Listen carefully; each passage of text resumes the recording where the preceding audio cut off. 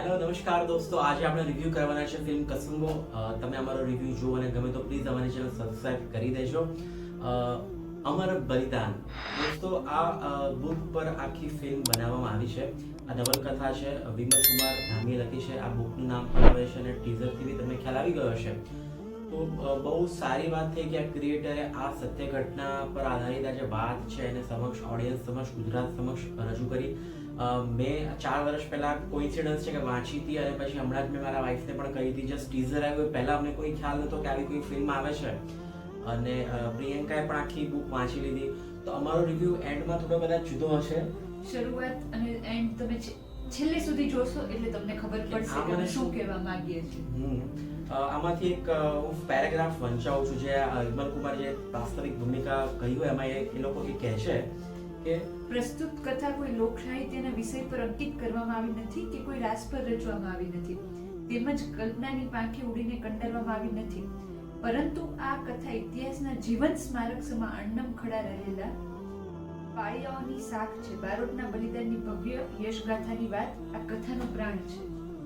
જે વસ્તુ રિયાલિટીમાં બની ગઈ છે, આપણો જીવંત ઇતિહાસ જે આટલા 51 લોકોએ શહીદી વોરી છે અલાઉદ્દીન ખિલજી સામે આદિનાથ દાદાની રક્ષા કરવા માટે, તો એ વસ્તુ કેટલી it's self it is a big thing એમ. એટલે જ્યારથી બી અમે જોયું હતું ટીઝર આવવાનું છે, મને 100% ગળે સુધી વિશ્વાસ હતો કે યાર બહુ જબરજસ્ત ઘટના રહેવાની છે. અને રામ મોરીએ એમાં સ્ટોરી ટેલિંગ ને ઘણા ડાયલોગ્સ બી લખ્યા છે. વિજય ગિરી બાવા અને રામ મોરીનું કોમ્બિનેશન જ એવું છે ને કે એ તમને ડેફિનેટલી ટચ કરી જાય. હા, એના બંનેની કોમ્બિનેશન વાળી મૂવી જોરદાર જ હોવાની, કંઈક અલગ જ લાવશે બંને. અને બહુ પૈસા નાખ્યા છે, બહુ જ પ્રોડક્શન વેલ્યુ બહુ વધારે પડતી હાઈ છે. ગુજરાતી પ્રમાણે બહુ એમણે સાહસભર્યું કામ કર્યું છે. 10-12 કરોડની તો મિનિમમ મૂવી હોવાની છે અને એટલે જ પ્રોડ્યુસર બી બહુ વધારે લેવા પડ્યા છે. અને પણ એ મૂવીમાં દેખાય પણ છે કે ખર્ચો થયો છે, દેખાય છે. બહુ સેટ્સ કેટલા બધા, આખું ગામડું એમને રિયલ લાગે એવું જ બધું બનાવ્યું છે. એમના વેશભૂષાથી માંડીને એટલું ડિટેલિંગ માઇક્રો ડિટેલિંગ કર્યું છે ને. બહુ જ એક નાનું મૂવી જોશો એટલે ખબર પડશે. હાથના થાપાનું છે કે જે દાદુ બારોટ હોય છે એમાં પોતા થાપા લગાડે છે એટલે એ ઊંધા હોય છે, બાકી એકબીજાને સામે લગાડે. આ પેલા ઊંધા આવે છે. બહુ જ માઇક્રો ઓબ્ઝર્વેશન થી બનાવ્યું છે.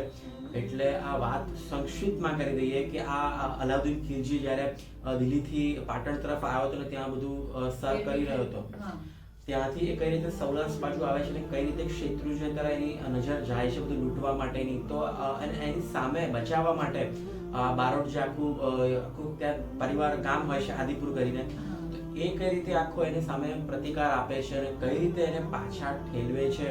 તો એ આખી કથા છે અને આ રિયાલિટી છે ને બહુ જ સરસ છે. એક્ટિંગની વાત કરીએ તો એક્ટિંગ બધાની ખૂબ જ સરસ હતી. એક્ટિંગમાં બહુ જ કામ કરેલું દેખાય છે. શ્રદ્ધા ડાંગર એમાં પણ એની જે સ્પીચ છે કાઠિયાવાડી સ્પીચ માટે છે જોરદાર. શ્રદ્ધા ડાંગરની તો બહુ જ એટલે કહેવાય ને કે રિયલ તમને લાગે કે નહીં આ ગામડેથી જ બિલોંગ કરે છે.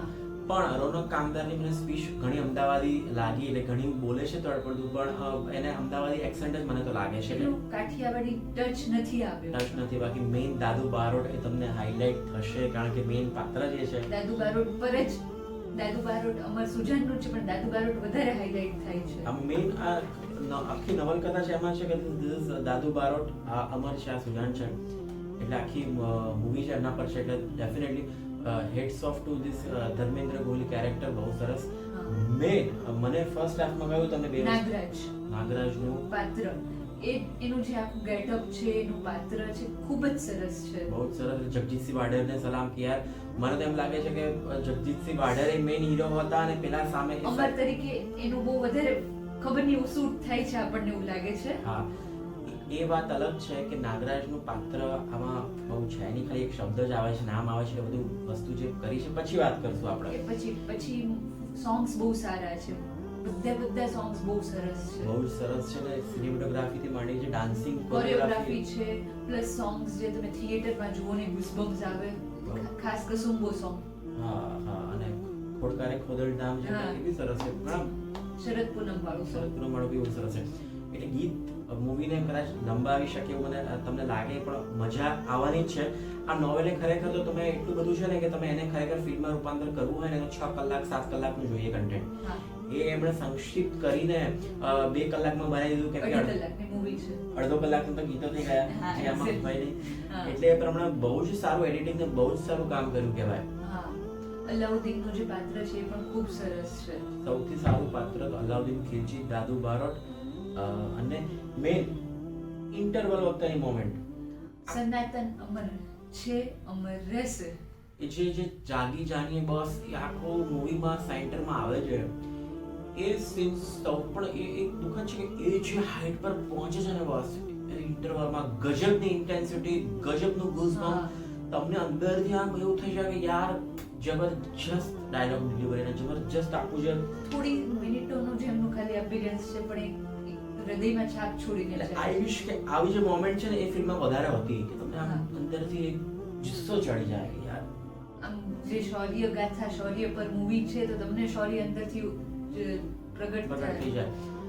તો ઓવરઓલ અમારા તરફથી હું આને સ્ટાર તો આમ ના આપવા છું, ના. પણ 4.5 સ્ટાર આઉટ ઓફ 5 આપીશ. દરેકે જોવું જોઈએ. ડેફિનેટલી આપણો ઇતિહાસ શું છે, કેવા શૌર્ય ગાથાઓ થયેલી છે પાસ્ટમાં, એની માટે જોવું જ જોઈએ.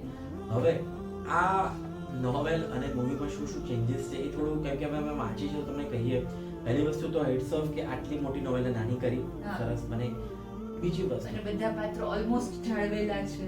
ઓલમોસ્ટ બધા હા. નાગરાજની વાત કરીએ, નાગરાજનું પાત્ર આમાં જે દેખાડે છે કે એને સુજાન ગમતી હોય છે, એ બધી વસ્તુ તે આમાં ક્યાંય નથી. હા.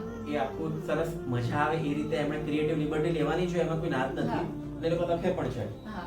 એટલે આખું જે લાવે છે, પછી અલાઉદ્દીન ખિલજીને એ ચાડી ખાવા જાય છે એ પણ આમાં નથી. હા. પછી નાગરાજ એ જ્યાં લડાઈ કરવા જાય છે રાત્રે, જે બારવટિયાઓ વેડો અને વેડો ખોખર ને બધા આવે છે, હા. તો એમાં એ લડવા જાય છે તો એ નાગરાજ ત્યાં હોતો જ નથી. નાગરાજનો કોઈ ઉલ્લેખ જ નથી. બહુ નાગરાજ ખાલી એક શબ્દ જ છે નોવેલમાં, અને મૂવીમાં એને ઘણો એવો સ્ક્રીન પ્લે મળેલો છે. દાદુ બારોટ હા, દાદુ બારોટ બી વેડા વખતે, વેડો જે લૂંટેરો આવે ત્યારે નથી હોતા. રાતના સીન વખતે ત્યાં દાદુ બારોટ હતા જ નથી. શું કરીને પાત્ર છે ચેતન નાનાણી, એમણે બી બહુ સરસ એક્ટિંગ કરી છે. ખૂબ જ સરસ છે. એ મોનલ ગજ્જર એટલે કે રોશનના પ્રેમમાં પડે છે અને જેની સ્ટોરી છે, સ્ટોરી છે, એની સાથે એનો ભાઈ પણ મોમો કરીને હોય છે, જે આમાં દેખાડ્યો નથી. એની બેક ઓફ ધી સ્ટોરી જે અલાઉદ્દીન સાથે જોડાય છે એ બી થોડી એને ચેન્જ કરી છે. આવા ઘણા બધા ચેન્જીસ છે. બીજું મને આંખે ઉડીને વળગે છે એ કેવું છે કે આમાં એવું કહે છે કે પહેલા તો દાદુ બારોટ નિયમિત નિત્ય વહેલી સવારે ગિરિરાજ જતા, પરંતુ હમણાં અશક્તિ અને વૃદ્ધાવસ્થાના કારણે નિત્ય જવું શક્ય નહોતું. આથી તો સુજાને નમણ લેવા માટે વખતો વખત ગિરિરાજ પર જવું પડ્યું હતું. હવે એક દાદુ બારોટ એટલા વૃદ્ધ દેખાડે છે, આમાં રિયલમાં વૃદ્ધ એટલા દેખાતા નથી, કારણ કે બિયર્ડ પણ ઓલમોસ્ટ કાળી છે, બિયર્ડ કાળી, હેર કાળા, પણ ઓવરઓલ એનું જે ફિઝિક છે એટલું વૃદ્ધ નથી વૃદ્ધ દેખાતું. નથી. અને એ વચ્ચે જે તલવારબાજીનો બધો સીન આવે છે એ આમાં ક્યાંય નથી. એટલે એટલા એમને શૌર્યવાળા ભૂતકાળમાં હતા, હા. પણ અત્યારે આમાં જે લખે છે પણ વૃદ્ધાવસ્થા પ્રમાણે એટલા એ શક્તિવાળા નહોતા, મનથી ને બધી રીતે એ રીતે જો મક્કમ ને અડગ છે, પણ એનું શરીર એટલું સ્વસ્થ હા નહોતું. બીજી બધી ઘણા બી ચેન્જીસ છે આમાં. મેન મને આ એન્ડ માટે એવું લાગે છે કે એન્ડ બહુ જ સરસ બની શકતો. મેં ફરી રિવિઝન કર્યું, મેં ફરી વાંચી છે, એટલે મને મનમાં હતું પણ ફરી એટલે મેં કન્ફર્મ કરવા માટે ફરી વાંચી. જે આમાં છેલ્લા એન્ડમાં 4-5 પત્તા નાનું જ છે આમાં, છેલ્લું ચેપ્ટર જે છે. છેલ્લું ચેપ્ટર, તો એ બહુ જ સરસ રીતે બની શકતું. એમાં બહુ સંક્ષિપ્તમાં બતાવે છે. હવે વાંચીશ તો બધું એ બધું રિવીલ થઈ જશે, એટલું વાંચતો નથી. પણ જે આમાં છેલ્લું જે આખું સીન છે ને એને આખું કોપી કરીને એને થોડું વધારે ડિટેલિંગ કર્યું હોત ને તો એક અલગ જ લેવલ પર મૂવી થઈ જાત. એમાં છેલ્લી વસ્તુ 10 મિનિટમાં પૂરી જે કરી દે છે એ થોડું ક્લાઇમેક્સ, એકચ્યુઅલી મને બુક વાંચ્યા પછી એક્સાઇટમેન્ટ એનું જ હતું કે ક્લાઇમેક્સ કેવી રીતે શૂટ કર્યો છે.